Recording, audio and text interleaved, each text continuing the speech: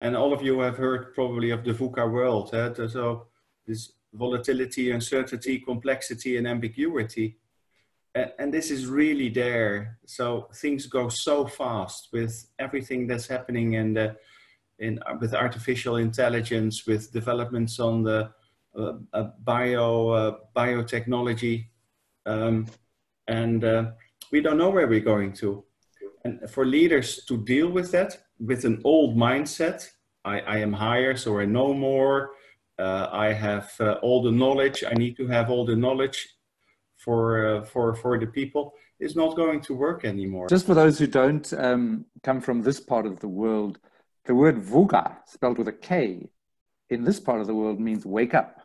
Oh, is it? So whenever we mention the VUCA world, we all kind of go, yeah, and you've got to wake up to this because it's going to get worse. It's going to go further. Yeah, so one of the key things around about ORSC, Organization Relationship Systems Coaching, is Relationship Systems Intelligence. And, you know, in the past, leadership was first of all driven by IQ. You needed to be smart in order to lead.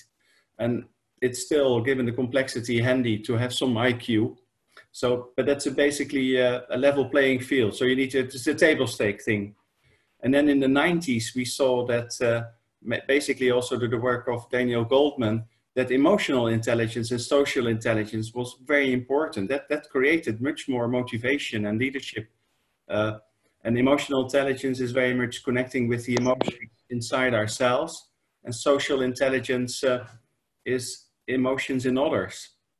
And I got this wonderful quote from one of these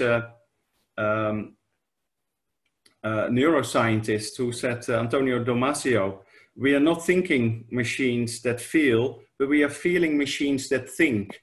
And I think that is very appropriate.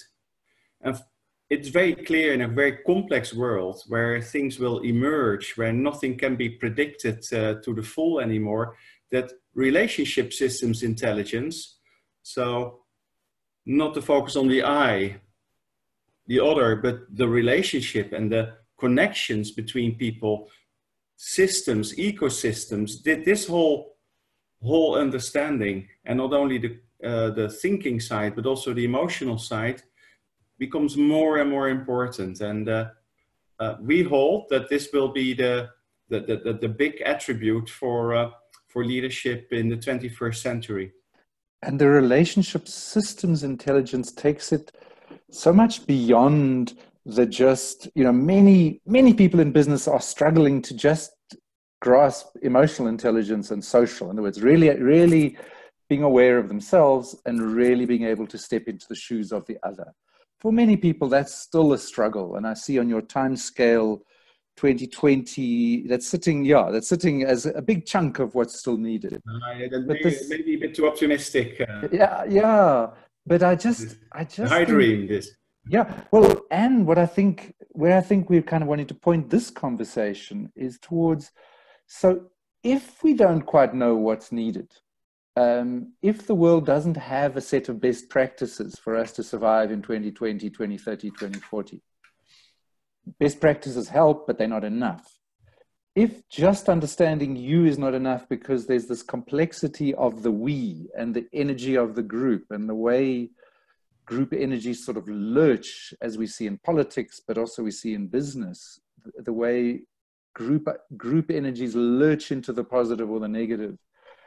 Skill in managing those collective energies and really hearing the collective wisdom, that's where we want to point at.